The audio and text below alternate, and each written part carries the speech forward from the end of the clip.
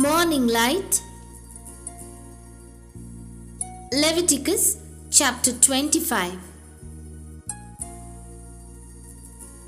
The Jubilee Law, part 3. Yesterday, we saw that Jubilee was Yahweh's way of teaching Israel a deep truth. Life in his land is not like Egypt. In Egypt, loss became permanent and bondage became normal. But in Yahweh's kingdom law, he built a reset into the nation. He did not allow one family to be crushed forever. He did not allow one rich man to swallow everything without a stopping point. Jubilee was Yahweh's mercy written into time. Now the law goes even deeper. In Leviticus 25, Yahweh clearly says the land must never be sold permanently. The reason is not only social fairness. The reason is ownership. Yahweh says the land belongs to him. Israel are not absolute owners. They are foreigners and tenant farmers working for him. Because of that, every land sale is really more like a lease. The buyer is not buying the soil forever. He is buying the number of harvest years until the Jubilee. And Yahweh adds a strong protection. With every purchase, the seller must still have the right to buy it back. So even when a man becomes poor and is forced to sell, Yahweh still leaves a door open for restoration. This teaches a quiet lesson. Yahweh does not want his people to think, "This is my land. I can do what I want forever." He wants them to think, "This is Yahweh's land. I live here by his kindness. I must handle it with fear and righteousness." When that thinking is lost, greed grows fast. But when that thinking is kept, mercy remains strong. Then Yahweh introduces another precious part of the Jubilee Law, the law of the Goel, the Kinsman-Redeemer. Yahweh knew that poverty could strike a family. A man could fall so low that he is forced to sell the land that belonged to his fathers. So Yahweh commanded that a close relative should step in and buy back the land for him.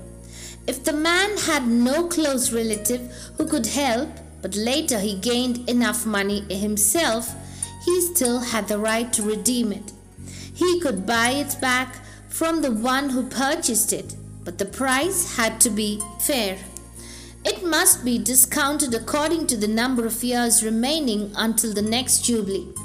If the Jubilee is near, the price must be low, because fewer harvest years are left. If the Jubilee is far, the price will be higher, because more harvest years remain. In this way, Yahweh protected the poor from being trapped forever. And if the man never became able to redeem it, then Jubilee itself becomes his rescue. In the Jubilee year, the land must be returned to the original family, and they return to their inheritance. So the Goel law and the Jubilee law work together like two hands of mercy. One hand is redemption now, if a redeemer is able. The other hand is restoration later, because Jubilee will surely come. In Yahweh's system, no faithful family needed to lose hope. The clock itself preached hope.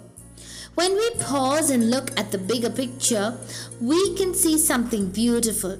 Yahweh was training Israel to understand their role on the earth.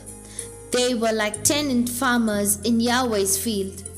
They were meant to live under his rule and bring forth good fruit. This is why Jesus later used the picture of a landowner and farmers. In his parable, the owner planted a vineyard and leased it to tenant farmers, and he expected fruit in the right season. When the farmers refused to give the produce, the owner sent servants, and finally he sent his son. This parable shows that Yahweh is the owner, and Israel were the farmers who were expected to give him what belongs to him: faith, obedience, praise, and righteousness. But When they rejected the Son, the stewardship was taken from them and given to others who would bear fruits. In our faith and doctrine, we understand that after Israel's rejection, the stewardship of truth and service passed to the church, the true little flock from the days of the apostles onward. That means the warning is also for us. We must never think that we own the truth, or that we own the flock, or that we are masters over Yahweh's people. We are not owners, we are servants. We are workers in Yahweh's field. We are tenant farmers under the true owner. We are expected to give the produce to Yahweh through His Son: faith, love, holiness, humility, and the fruits of the Spirit. The moment pride rises in the heart and a person begins to treat the work as mine, the spirit of Egypt starts to creep back. Jubilee keeps telling us, remember whose land this is. Now let us return to the Goel, because here the law becomes a prophecy. The Goel is more than an ancient relative who buys back land. It is a picture of a true Redeemer. In the great story of mankind, the whole Adamic race fell into poverty.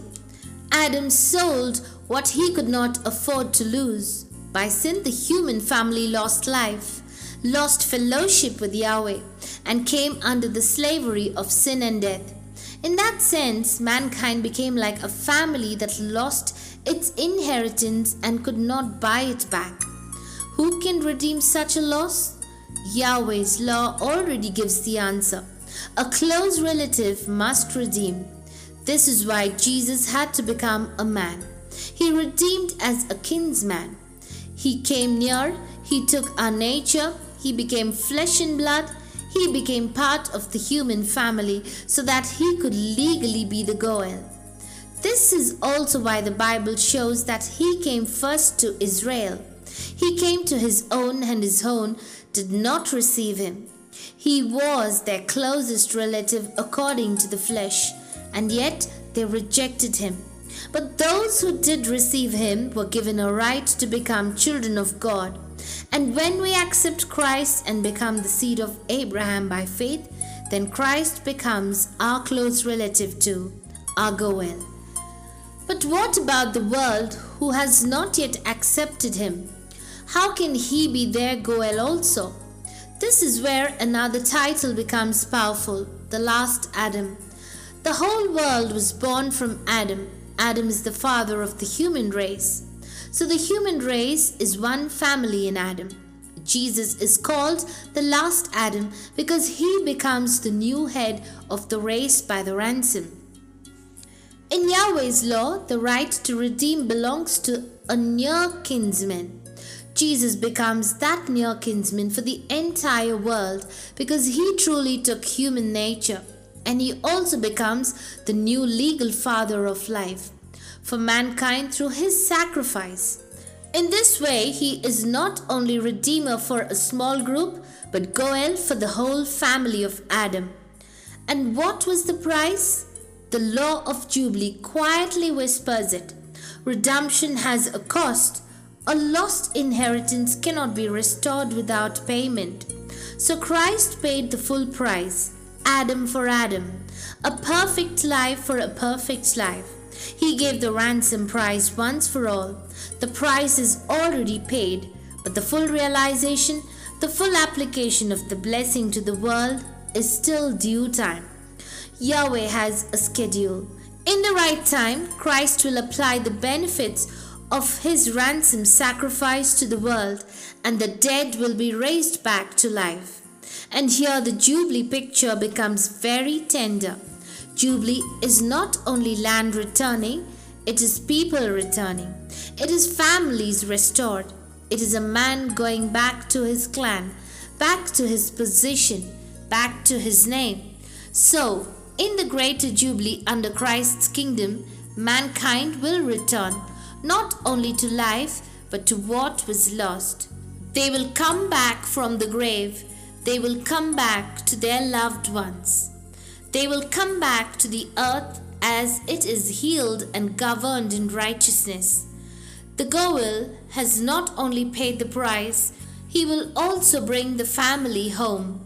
So today we remember two things at once. First, we are not owners. We are tenant workers in Yahweh's field, called to produce fruit for him through his Son.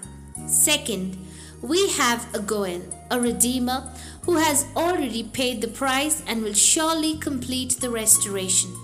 The Jubilee Law is Yahweh's way of saying, loss will not win, bondage will not last, the clock of redemption is running, and the return will come. May Yahweh keep this hope burning in the heart until the day the trumpet of the Great Jubilee is heard by all the earth. Prayer. Father, we thank you for your mercy and for the Jubilee hope you placed in your word. Thank you for giving us our Goel, our Redeemer, Jesus Christ, who paid the full price for Adam and his race. Please help us to live as your humble servants, trusting your timing and bearing good fruit in your field. Fill our hearts with faith and patience as we wait for the full release and restoration you have promised. We pray in Christ's name. Amen.